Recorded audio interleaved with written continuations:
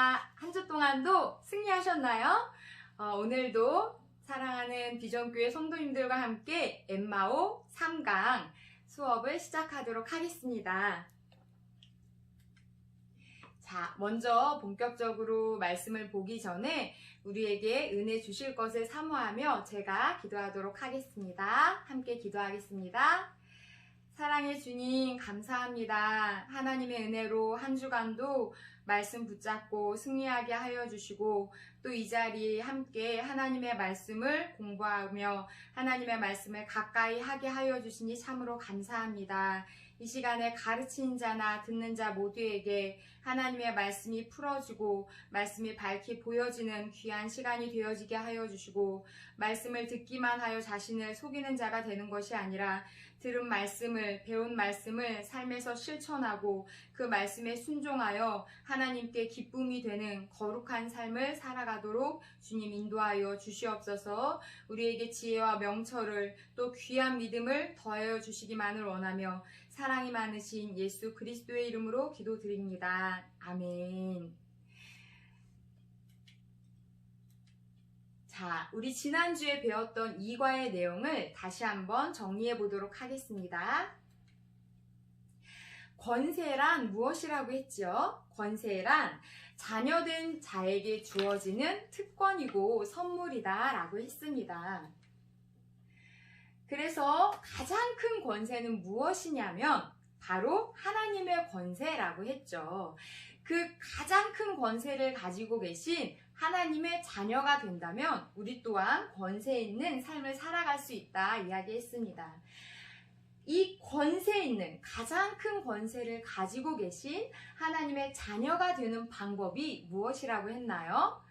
성구 다시 한번 암송해 볼까요? 영접하는 자, 곧 그 이름을 믿는 자들에게는 하나님의 자녀가 되는 권세를 주셨으니 예수님을 영접하기만 하면 믿기만 하면 하나님의 자녀가 되는 놀라운 권세를 받게 된다 이야기했습니다. 하나님의 자녀가 되면 누리게 되는 권세가 3가지 있다고 했죠.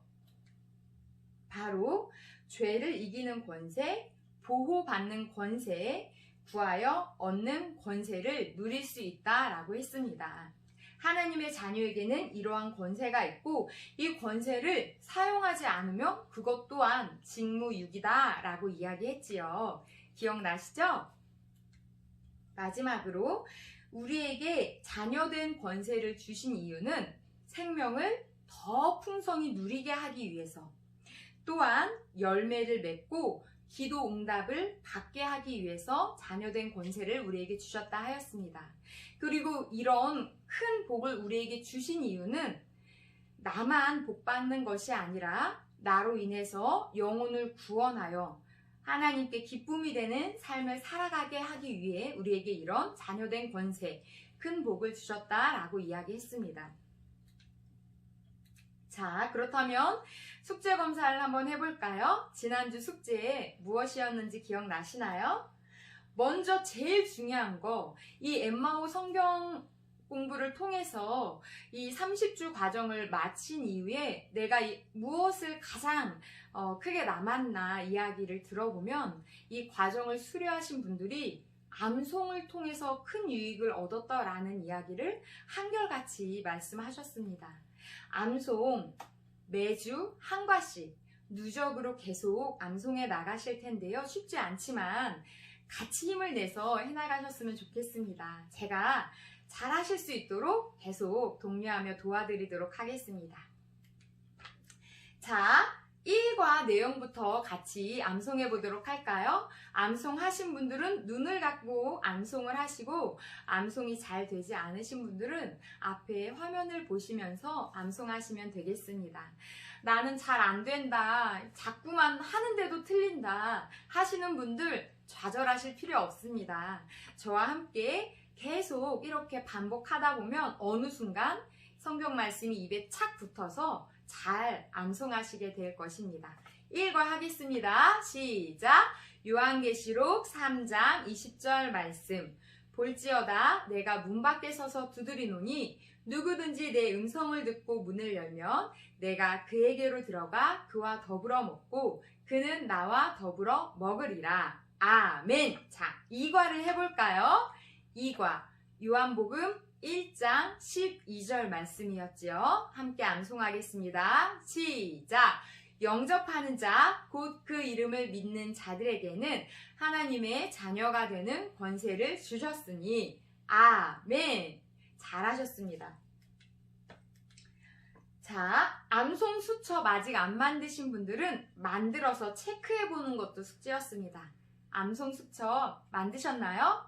잘 만드셨을 줄로 믿습니다. 자, 지난주에는 특별 숙제가 있었죠. 특별 숙제는 하나님의 의식적인 자녀로서 했던 일 한 가지, 하지 못했던 일 한 가지씩 적어보자고 했습니다.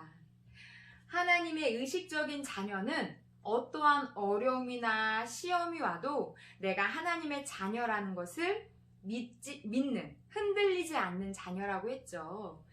그러니까 이 숙제는 하나님의 자녀답게 살아갔던 일 한 가지를 쓰면 되는 거였습니다. 그리고 하지 못했던 일 한 가지는 하나님의 자녀답지 못하게 살았던 거, 그것에 대해 쓰면 되었겠죠. 다 써보셨나요? 해보지 않으셨다면 지금이라도 한번 써보셨으면 좋겠습니다. 나의 신앙의 태도가 점검이 되는 시간이 될 것입니다.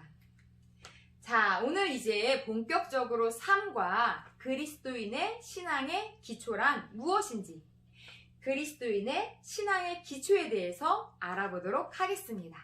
머릿글 먼저 같이 읽어보도록 하겠습니다. 시작! 우리 그리스도인의 신앙 기초는 누가 뭐라고 하더라도 말씀의 기초를 두어야 합니다. 그러나 많은 그리스도인들이 말씀에 기초를 두지 않고 다른 곳에 신앙의 기초를 두려고 하다가 비극적 잘못을 범하기 일쑤입니다. 그러면 그리스도인의 신앙 기초는 무엇이어야 할까요? 자, 그리스도인의 신앙 기초가 무엇이어야 할까요? 먼저 말씀의 기초를 두어야 된다라고 여기에 이야기를 하고 있죠. 그러나 많은 그리스도인이 말씀에 기초를 두지 않고 다른 곳에 신앙의 기초를 두어서 비극적인 잘못을 범한다 하는데, 그 예를 든다면 이런 거죠. 자신의 어떤 노력이나 봉사 또는 인간관계 또는 내 믿음에 신앙의 기초를 두는 경우들이 있습니다. 각자 자신을 돌아보셨으면 좋겠어요. 이런 것들은 흔들리고 변할 수 있는 것들이죠. 변하지 않는 것에 우리의 신앙의 기초, 믿음의 기초를 두어야 한다는 말씀입니다. 그게 무엇인지 오늘 성경 구절에서 답을 찾을 수 있습니다. 요한 1서 5장 13절 말씀, 3과의 성구예요. 3번 소리내서 읽어보도록 하겠습니다. 시작! 내가 하나님의 아들의 이름을 믿는 너희에게 이것을 쓰는 것은 너희로 하여금 너희에게 영생이 있음을 알게 하려 함이라. 아멘. 두 번째, 요한 1서 5장 13절 말씀. 내가 하나님의 아들의 이름을 믿는 너희에게 이것을 쓰는 것은 너희로 하여금 너희에게 영생이 있음을 알게 하려 함이라. 아멘. 마지막으로 세 번째, 시작! 요한 1서 5장 13절 말씀. 내가 하나님의 아들의 이름을 믿는 너희에게 이것을 쓰는 것은 너희로 하여금 너희에게 영생이 있음을 알게 하려 함이라. 아멘. 잘하셨습니다. 이렇게 입 밖으로 소리내서 자꾸자꾸 해봐야지 말씀이 암송이 되어질 수 있는 거예요. 잘하셨습니다. 자, 그렇다면 1번, 한국인들의 잘못된 구원관은 무엇에 기초를 두려고 하기 때문인가요? 우리 한국 기독교인들이 대부분 어떤 것에 신앙의 기초를 두나요? 잘못된 구원관은 무엇을 갖고 있나요? 한국인들의 잘못된 구원관, 무속, 샤머니즘, 유교, 불교 등 기복주의적인 신앙 1과에서 배웠죠. 복을 비는 것에 중점을 둔 신앙을 갖고 있습니다. 잘못된 구원관이죠. 기복주의의 신앙은 내 삶에 어려움이 오면 얼마든지 져버릴 수 있는 신앙관입니다. 그것 외에도 이런 것이 있죠. 감정주의적인 구원관. 내가 뭔가 마음이 뜨겁고 기분이 좋고 마음이 평안하면 구원받은 것 같았다가 뭔가 마음이 불편하고 불안하고 우울하면 난 구원받지 않은 것 같다라는 느낌을 갖는 이런 감정주의적인 구원관 또한 제대로 된 신앙이라 볼 수 없습니다. 그것 외에도 환상과 신비주의, 꿈에 치중되어 있는 것 또는 종말론적인 것들, 이것들 또한 다 올바른 구원관이다 할 수 없습니다. 2번, 고조할아버지나 증조할아버지의 이름을 혹시 아시나요? 잘 모른다면 이분들의 존함을 알려면 무엇을 보아야 할까요? 무엇을 보아야 알 수 있습니까? 바로 족보를 보면 알 수 있습니다. 그렇다면 3번, 이순신 장군은 조선조의 사람입니다. 현재를 사는 우리가 그분을 본 적은 없지만 그분의 업적을 알려면 무엇을 보면 될까요? 우리가 무엇을 통해 이순신 장군에 대해 알 수 있죠? 역사책을 보면 알 수 있습니다. 자, 4번. 그러면 내가 구원 받았는지 안 받았는지를 알려면 무엇을 보아야 알 수 있을까요? 바로 성경책입니다. 감정이나 환상으로 돌아가서는 안 됩니다. 또는 내가 얼마나 신앙생활을 열심히 하고 있는지, 얼마나 많은 봉사를 하고 있는지, 내 직분이 무엇인지 거기에 중심을 두어서도 안 됩니다. 오직 변하지 않는, 흔들리지 않는 약속의 말씀인 성경 말씀, 그것에 우리의 구원 받았는지 안 받았는지의 여부를 그 성경 말씀에 두어야 합니다. 자, 그런 의미에서 오늘 성구 다시 한번 소리내서 읽어보도록 하겠습니다. 외우고 계신 분은 눈 감고, 아직 외우지 못하신 분은 앞에 있는 말씀 보면서 요한일서 5장 13절 말씀 2번 같이 읽어보도록 하겠습니다. 시작! 요한일서 5장 13절 말씀. 내가 하나님의 아들의 이름을 믿는 너희에게 이것을 쓰는 것은 너희로 하여금 너희에게 영생이 있음을 알게 하려 함이라. 아멘. 요한일서 5장 13절 말씀. 내가 하나님의 아들의 이름을 믿는 너희에게 이것을 쓰는 것은 너희로 하여금 너희에게 영생이 있음을 알게 하려 함이라. 아멘. 잘하셨습니다. 자, 이 말씀을 보면 내가 하나님의 아들의 이름을 이라고 말하고 있습니다. 하나님의 아들의 이름이 누구입니까? 예수님이시죠. 예수님을 믿는 너희에게 이것을 쓰는 것은, 여기에서 말하고 있는 이것이 무엇일까요? 무엇을 쓰고 있는 것입니까? 성경입니다. 예수님을 믿는 너희에게 이 성경을 쓰는 것은 예수님을 믿는 너희에게 영생이 있음을 알게 하기 위해서 쓰고 있다라고 말씀하고 있습니다. 하나님의 말씀 성경을 통해 우리는 내가 구원 받았는지 안 받았는지 알 수 있습니다. 지금 이 영상을 보시는 성도님께서 만약 하나님의 아들이신 그 예수님을 믿고 있다면 우리에게 지금 무엇이 있는 것입니까? 영생, 영원한 생명, 구원이 있다는 것입니다. 이것은 변함없는 진리인 약속, 하나님의 말씀이기 때문에 내가 예수님을 믿는다면 구원 받았는지 안 받았는지 의심하고 걱정할 필요가 없습니다. 우리는 이미 구원을 선물로 받았으니까요. 5번 요한일서 5장 13절 오늘 성구죠. 그 성구에 보면 내가 하나님의 아들의 이름을 믿는 너희에게 이것을 쓴 것은 해서 이것은 무엇이라고 생각하시나요? 제가 좀 전에 말씀드렸죠? 뭐라고요? 성경입니다. 영생이 있음을 알게 하는 책, 바로 성경을 통해서 우리는 우리에게 구원이 있다는 것을 알 수 있습니다. 자, 오늘 성구 2번 더 암송해 보도록 하겠습니다. 오늘 강의만 잘 들어도 성경 말씀 한 절은 그냥 외우게 될 거예요. 자, 암송해 보도록 하겠습니다. 2번 하겠습니다. 시작! 요한 1서 5장 13절 말씀. 내가 하나님의 아들의 이름을 믿는 너희에게 이것을 쓰는 것은 너희로 하여금 너희에게 영생이 있음을 알게 하려 함이라. 아멘. 요한 1서 5장 13절 말씀. 내가 하나님의 아들의 이름을 믿는 너희에게 이것을 쓰는 것은 너희로 하여금 너희에게 영생이 있음을 알게 하려 함이라. 아멘. 잘하셨습니다. 6번. 문제가 좀 길죠? 천천히 읽어보도록 하겠습니다. 요한복음 3장 서두를 보면 유대인의 랍비는 율법 선생님을 말합니다. 랍비인 니고데모가 예수님 때 찾아와서 거듭남에 대해서 물었습니다. 그때 예수님은 물과 성령으로 나지 않으면 하나님의 나라에 들어갈 수 없다고 하셨습니다. 그 후에 성령으로 난 사람에 대해서 설명한 뒤 거듭남의 기초에 대해서 말씀하셨습니다. 요한복음 거듭남에 대해서 말씀하셨던 그 내용인 요한복음 3장 14절부터 16절 말씀을 요약하고 설명해 보세요. 지금 요약해서 저에게 설명하실 수 없으니까 제가 설명해 드리도록 하겠습니다. 요한복음 3장 14절부터 16절은 예수님께서 랍비인 그 니고데모에게 거듭남이란 이런 것이다 라고 말씀하신 내용입니다. 같이 앞에 있는 성경 말씀 읽어보도록 하겠습니다. 잘 안 보이시는 분들은 성경책을 찾아서 보시면 되겠습니다. 같이 읽겠습니다. 모세가 광야에서 뱀을 든 것 같이 인자도 들려야 하리니 이는 그를 믿는 자마다 영생을 얻게 하려 하심이니라.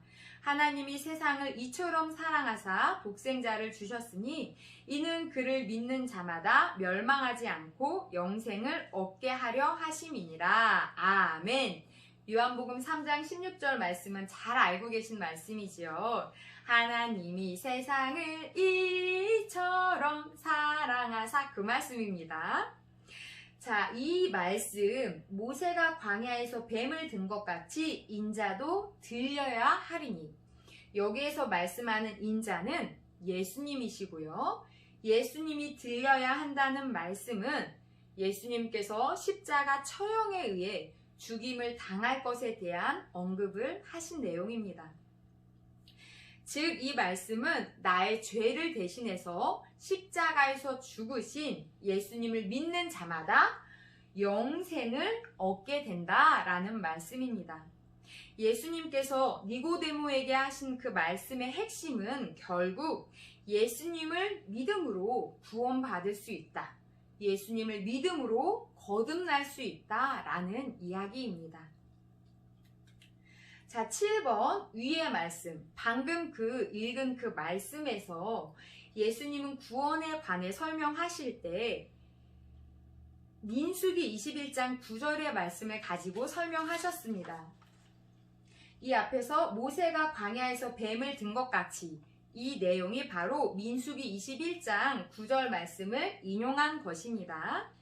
자, 민수기 21장 9절 말씀을 같이 읽고 느낀 점이 무엇인지 이야기해 보도록 하겠습니다.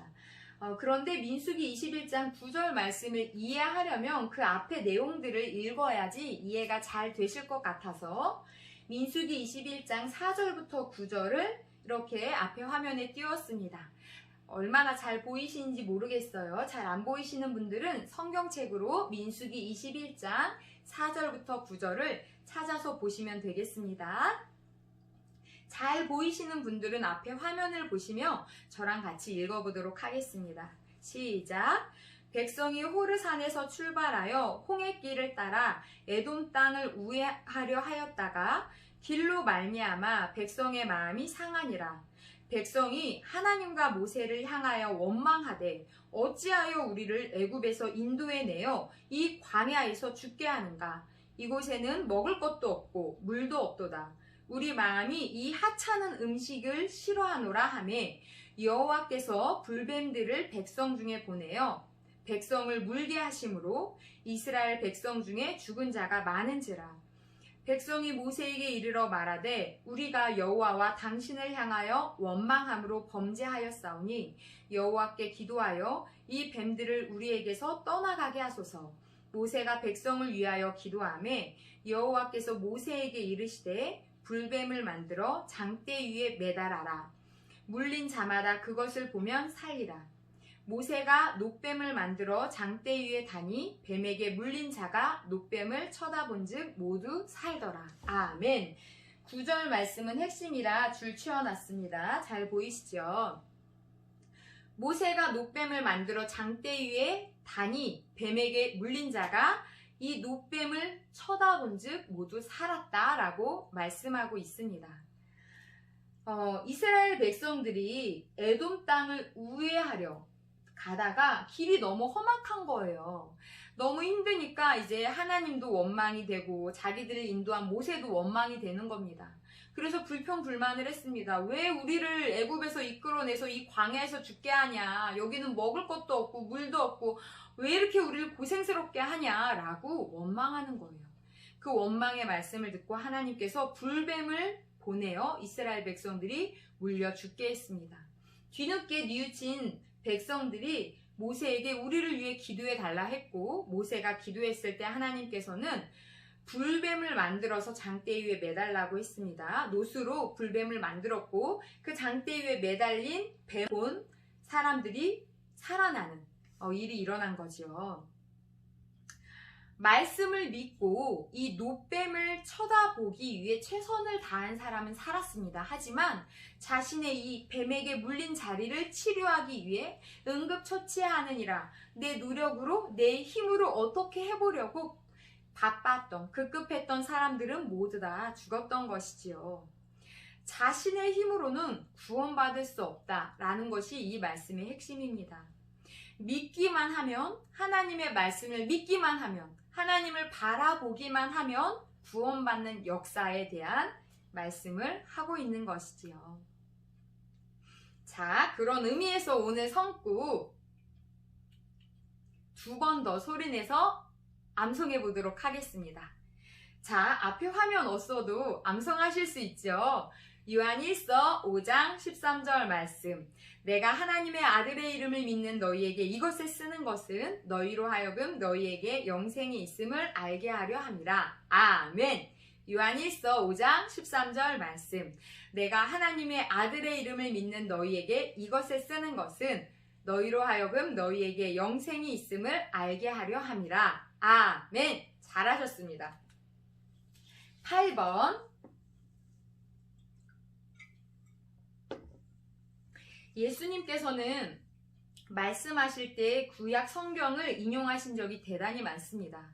마귀가 예수님께서 40일 금식하신 이후에 마귀가 예수님을 3번 시험할 때 그때도 말씀으로 물리치셨고 방금 니고데모에게 거듭남의 기초가 무엇인지에 대해 알려주실 때도 이 민수기 말씀을 인용하셨습니다. 이렇게 예수님은 구약 말씀을 많이 인용하셨는데 구약의 말씀을 어떻게 이렇게 많이 알고 계셨을까요?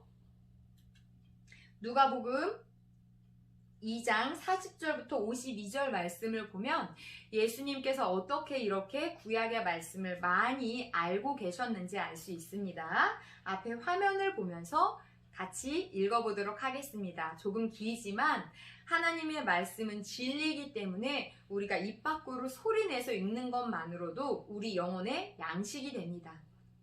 그러니까 조금 길더라도 같이 소리내어 힘있게 읽어보도록 하겠습니다.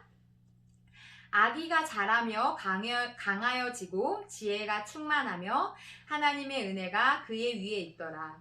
그의 부모가 해마다 유월절이 되면 예루살렘으로 가더니 예수께서 12살 되었을 때에 그들이 이 절기의 관례를 따라 올라갔다가 그 날들을 마치고 돌아갈 때에 아이 예수는 예루살렘에 머무셨더라. 그 부모는 이 일을 알지 못하고 동행 중에 있는 줄로 생각하고 하룻길을 간 후 친족과 아는 자 중에서 찾되 만나지 못하매 찾으면서 예루살렘에 돌아갔더니 사흘 후에 성전에서 만난즉 그가 선생들 중에 앉으사 그들에게 듣기도 하시며 묻기도 하시니 듣는 자가 다 그 지혜와 대답을 놀랍게 여기더라. 그의 부모가 보고 놀라며 그의 어머니는 이르되 아이야 어찌하여 우리에게 이렇게 하였느냐. 보라 내 아버지와 내가 근심하여 너를 찾았노라. 예수께서 이르시되 어찌하여 나를 찾으셨나이까. 내가 내 아버지 집에 있어야 될 줄을 알지 못하셨나이까 하시니 그 부모가 그가 하신 말씀을 깨닫지 못하더라. 예수께서 함께 내려가사 나사렛에 이르러 순종하여 받드시더라. 그 어머니는 이 모든 말을 마음에 두니라. 예수는 지혜와 키가 자라가며 하나님과 사람에게 더욱 사랑스러워 가시더라. 아멘. 자, 어떻게 예수님께서는 이렇게 많은 구약의 내용들을 알고 또 외우고 인용하실 수가 있으셨을까요? 오늘 말씀에 보니까 예수님께서 12살이 되었을 때 관례를 따라 성전에 올라가셨습니다. 그 절기 때 12살 때부터 올라갈 수 있다라고 해요. 자, 그런데 관례를 따라 올라가서 이제 그 날들을 마치고 돌아가는데 부모님이 그 친족들과 함께 여러 명이 같이 움직이니까 그 동행 중에 있었을 줄로 생각한 거죠. 누군가가 예수를 챙겼을 거고 예수는 그 친족들과 함께 같이 무리와 함께 따라오고 있을 거라 생각했는데 하룻길을 이미 간 후에 찾아봤는데 예수님이 안 계신 겁니다. 고작 12살밖에 되지 않은 그 어린 예수님이 안 계신 거예요. 그래서 사흘 후에 성전에 가서 예수님을 만나게 되었는데 예수님이 그 성전에 있는 율법 선생님들 사이에서 그 선생들의 말을, 그러니까 하나님의 말씀을 듣기도 하고 또 궁금한 거는 묻기도 하면서 그들 사이에 함께 계셨던 것입니다. 하나님의 아들이신 예수님은 성육신하셨죠. 완전한 하나님이시지만 완전한 인간의 몸으로 이 땅에 오셨습니다. 우리와 같은 갓난 아기의 모습으로 이 땅에 오셔서 자라면서 키와 지혜가 자라났다라고 말씀하고 있습니다. 이 말씀은 태어날 때부터 성경의 모든 말씀을 다 알고 계셨다는 게 아닙니다. 예수님은 그 유대인들의 어린 자녀들처럼 가정에서 율법, 그 토라를 암송하며 배우기도 하셨고 성전에 가서는 그 율법 선생님들에게 하나님의 말씀에 대해 구약 성경이겠죠. 듣기도 하고 묻기도 하며 배우는 시간도 가지셨습니다. 저절로 알아진 것이 아니라는 거죠. 그렇다면 하나님의 아들이신 만왕의 왕이신 우리 예수님께서도 어릴 적부터 이렇게 하나님의 말씀 성경을 배우셨다면 그리고 외우셨다면 하나님의 자녀인 우리는 얼마나 더 하나님의 말씀을 듣기도 하고 배우기도 하고 외우기도 하고 공부하기도 해야 할까요? 더 열심히 해야 되겠죠. 당연히 우리가 해야 될 일이란 것입니다.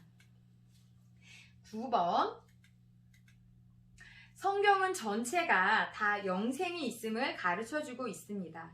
이런 영생에 관한 말씀을 알려고 하면 어떻게 해야 할까요?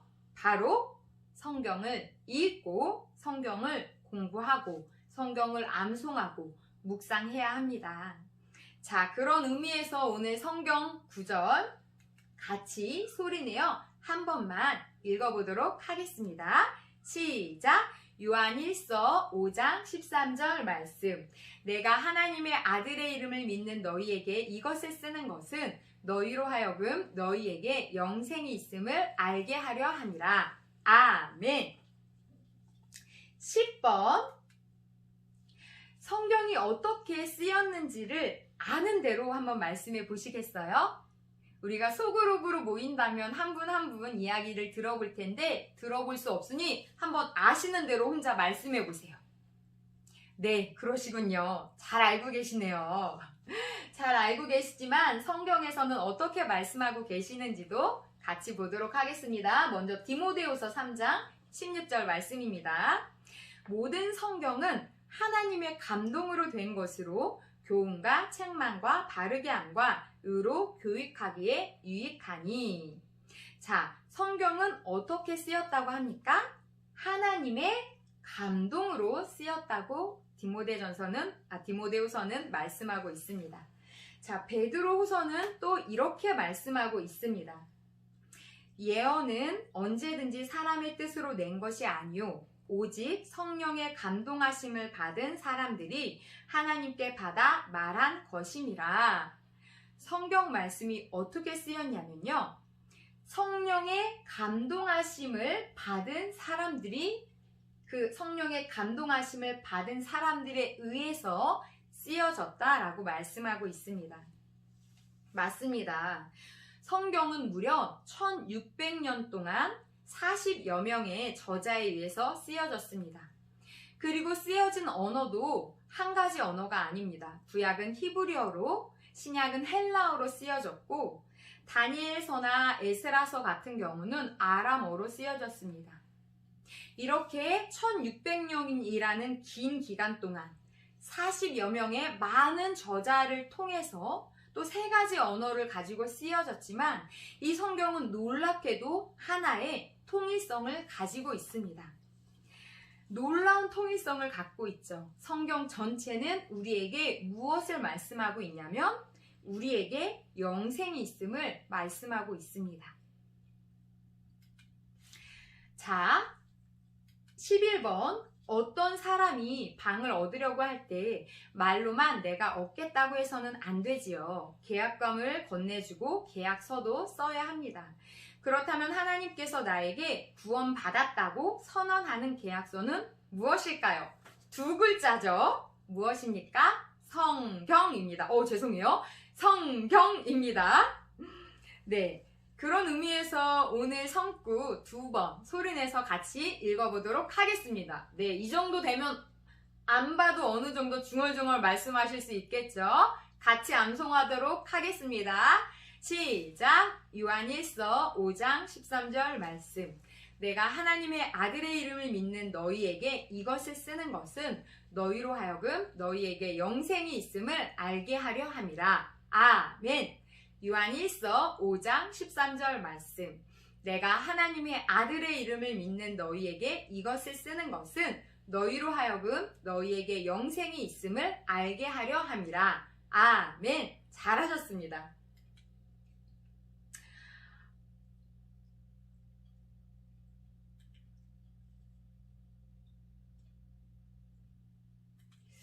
네. 12번 마태복음 7장 21절부터 22절 말씀을 보면 주의 이름으로 선지자 노릇하며 귀신을 쫓아내며 많은 권능을 행했는데도 주님은 저들을 모른다고 하셨습니다. 그 이유는 불법을 행했기 때문이라고 하셨는데, 여기에서 불법은 무엇을 의미한다고 생각하시나요? 자, 마지막 날 주님 앞에 심판받게 된 사람들에 대한 이야기입니다. 어떤 말씀인지 성경 말씀을 먼저 보도록 하겠습니다.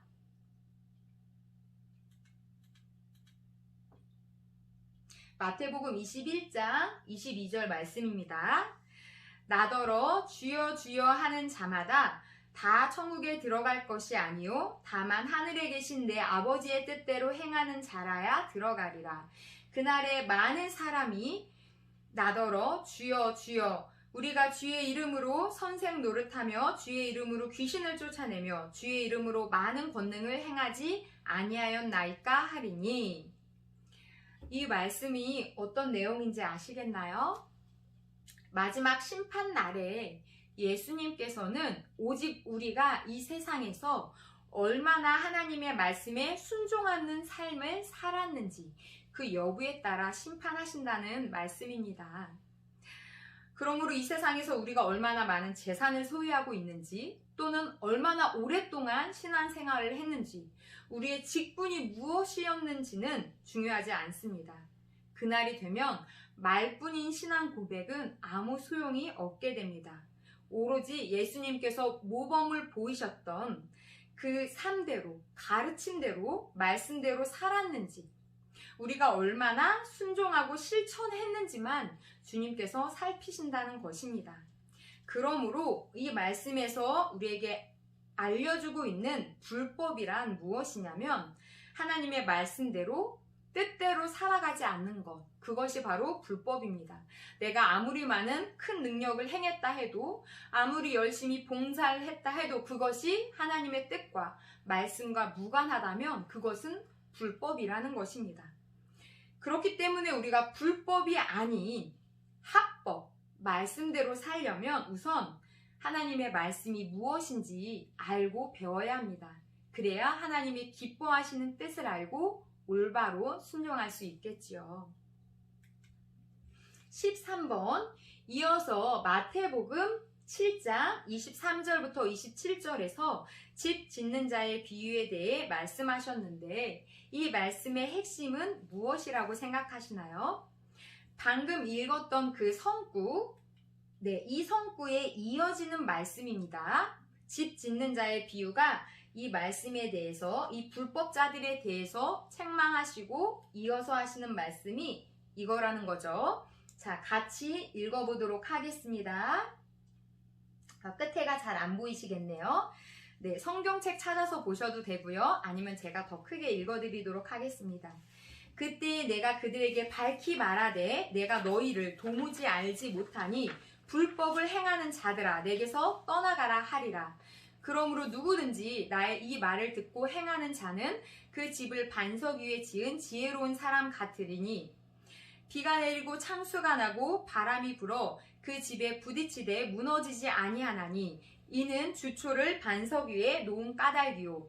나의 이 말을 듣고 행하지 아니하는 자는 그 집을 모래 위에 지은 어리석은 사람 같으리니 비가 내리고 창수가 나고 바람이 불어 그 집에 부딪힘에 무너져 그 무너짐이 심하니라. 아멘.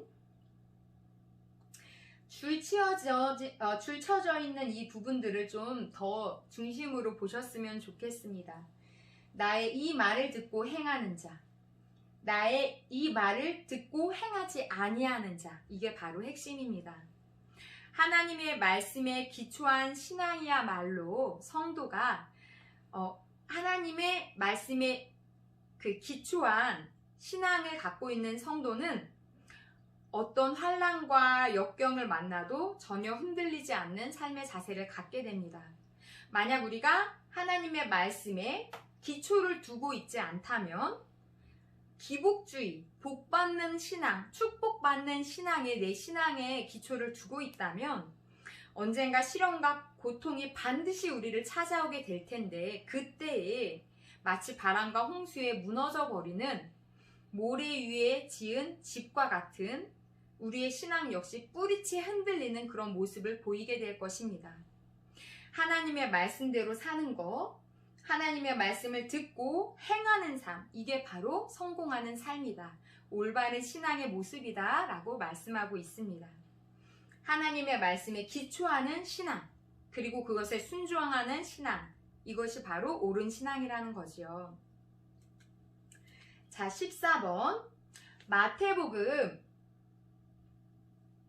7장 29절에 이는 그 가르치시는 것이 권세 있는 자와 같고 저희 서기관들과 같지 아니함일러라고 했는데 권세 있는 가르침이란 무엇을 의미하는지 말씀해 보세요.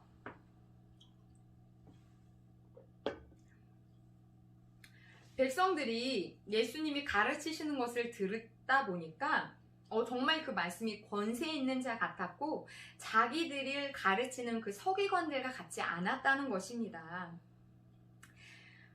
권세 있는 가르침이란 무엇인지 히브리서 말씀 보도록 하겠습니다. 하나님의 말씀은 살아있고 활력이 있어 자유의 날선 어떤 검보다도 예리하여 혼과 영과 및 관절과 골수를 찔러 쪼개기까지 하며 또 마음의 생각과 뜻을 판단하나니. 아멘. 권세 있는 가르침은 어떤 가르침이냐면 하나님의 진리의 말씀에 기초한 가르침입니다. 당시 대중들은 율법을 연구하는 서기관들이나 또는 율법 해석에 능한 바리새인들에게 하나님의 말씀 율법을 배웠습니다. 이에 비해서 갈릴리 목수 출신인 그래서 전문적인 율법 교육을 받지 못하신 예수님은 오히려 놀랍게도 서기관들이나 바리새인들보다 더 권위가 있고 능력 있는 말씀을 사람들에게 전했고 그 말씀을 들은 사람들은 깜짝 놀란 것입니다.